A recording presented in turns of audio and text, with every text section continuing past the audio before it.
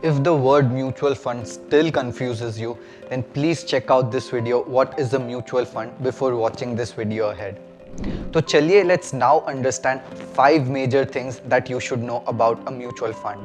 Point number 1, AUM and NAV. Let's say there is a mutual fund scheme called ABC fund जिसमें कई सारे investors हैं. इस fund की टोटल वैल्यू यानी इन सब इन्वेस्टर्स की इन्वेस्टमेंट वैल्यू का टोटल को हम एसेट्स अंडर मैनेजमेंट या AUM कहते हैं. In simple words, an AUM is an indication of the fund size, यानी जितना बड़ा फंड का AUM उतना बड़ा फंड का साइज. एक म्यूचुअल फंड स्कीम के एक भाग को यूनिट कहा जाता है और एक म्यूचुअल फंड के हर एक इन्वेस्टर्स के पास यूनिट्स होते हैं. फंड का AUM या उसका फंड साइज और उसका नंबर ऑफ यूनिट्स से हम फंड का नेट एसेट वैल्यू या NAV कैलकुलेट कर सकते हैं. मान लो कि इस ABC फंड का टोटल AUM है 1000 करोड़ एंड इन सब इन्वेस्टर्स के पास मिला के लगभग 50 करोड़ यूनिट्स है. तो इस फंड का NAV यानी एक यूनिट का दाम 1000 करोड़ डिवाइडेड बाय 50 करोड़ यानी 20 रुपए का होता है. जनरली जब भी कोई म्यूचुअल फंड स्कीम लॉन्च होती है तो तब उसके न्यू फंड ऑफर या NFO के समय उसके एक यूनिट का दाम यानी उसका NAV 10 रुपए का होता है. जैसे जैसे समय के साथ एक फंड को उसके इन्वेस्टमेंट्स का फ़ायदा मिलता है तो वैसे ही उस फंड का NAV और AUM दोनों बढ़ता है. लेट्स से कि एक NFO के टाइम एक फंड का यूनिट का NAV 10 रुपए का था एंड सभी इन्वेस्टर्स ने मिलके उस फंड में 50 करोड़ यूनिट्स खरीदे तो तुरंत ही NFO के बाद उस फंड का AUM यानी एसेट्स अंडर मैनेजमेंट लगभग 500 करोड़ का होता है.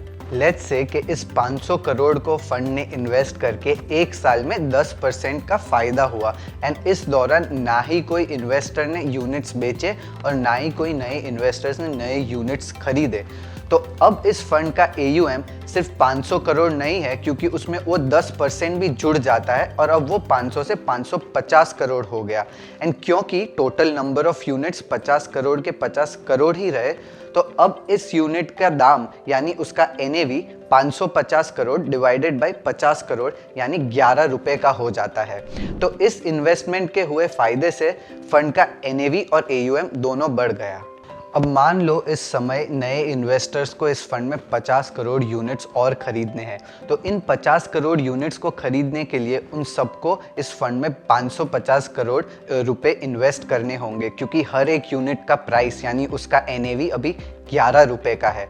तो इससे फंड के टोटल नंबर ऑफ यूनिट्स अब 50 से 100 हो गए और फंड का AUM 550 करोड़ से 1100 करोड़ रुपए का हो गया.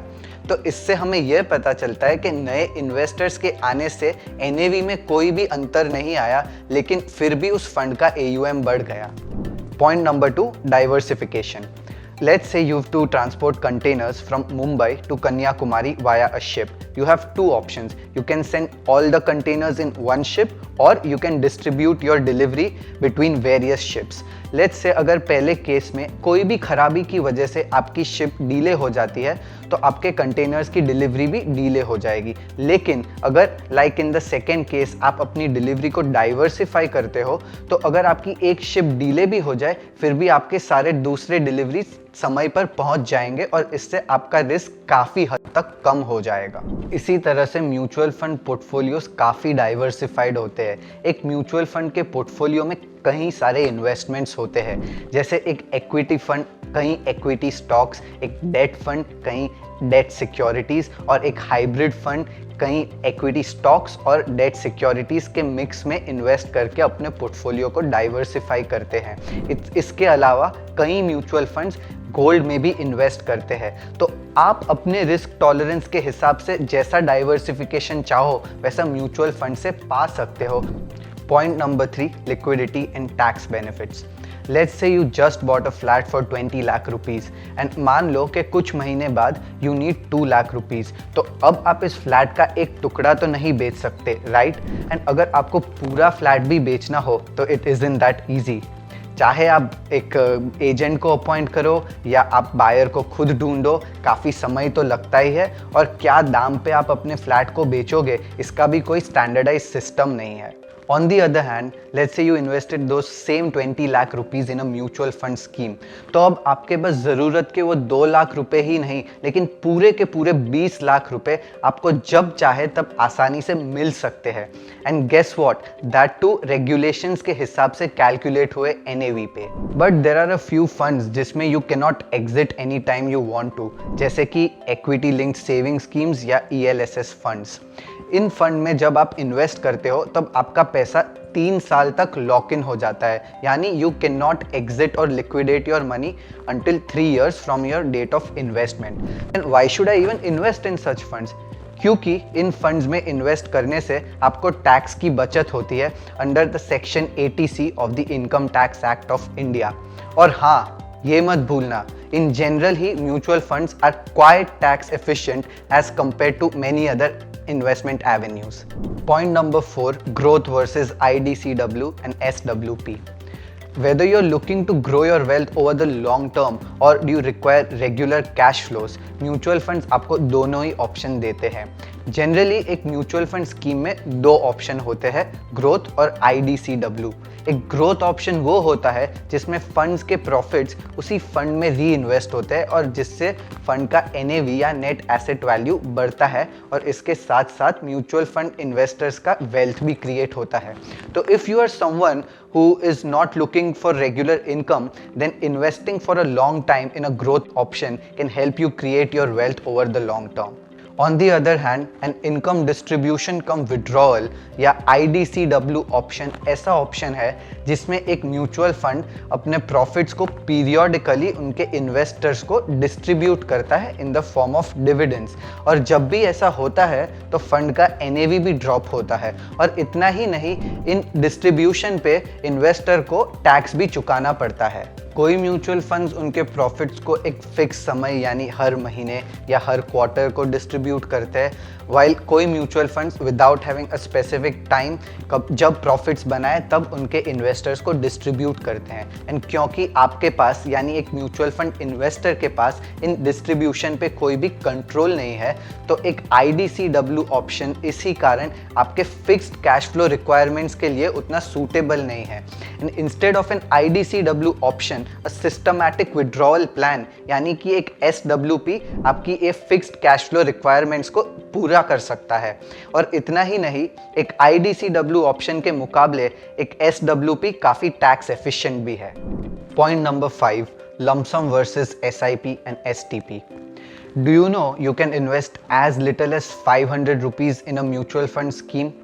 क्या आपके पास जमा सेविंग्स है with which you want to make a one-time investment in a mutual fund?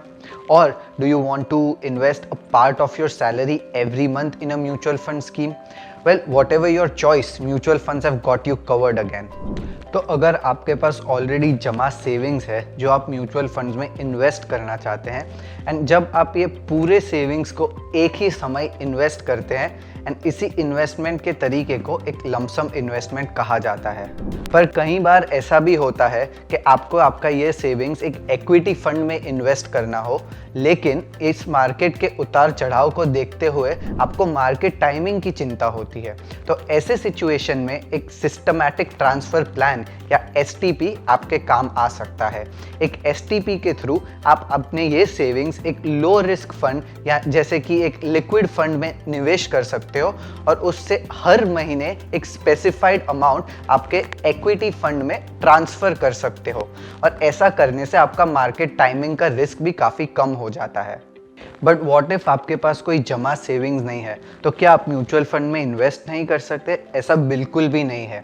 Let's say you want to invest a part of your monthly income in one of your favourite mutual funds. ऐसी situation में आप एक systematic investment plan या एक SIP शुरू कर सकते हैं. एक SIP के थ्रू आप एक फिक्स्ड अमाउंट ऑफ मनी एक म्यूचुअल फंड स्कीम में हर महीने निवेश करते हो. और इन्हीं सब फैसिलिटीज़ की वजह से लगभग हर कोई इंसान एक म्यूचुअल फंड में निवेश कर सकता है. इन्हीं यूनिक क्वालिटीज़ की वजह से म्यूचुअल फंड आज एक मॉडर्न और अट्रैक्टिव इन्वेस्टमेंट व्हीकल माना जाता है. And on top of that, all the Indian mutual funds are highly regulated by the Securities and Exchange Board of India यानी कि SEBI. So what are you waiting for? निश्चिंत रहकर करो mutual funds में निवेश ताकि आपके सपने सच हो सके.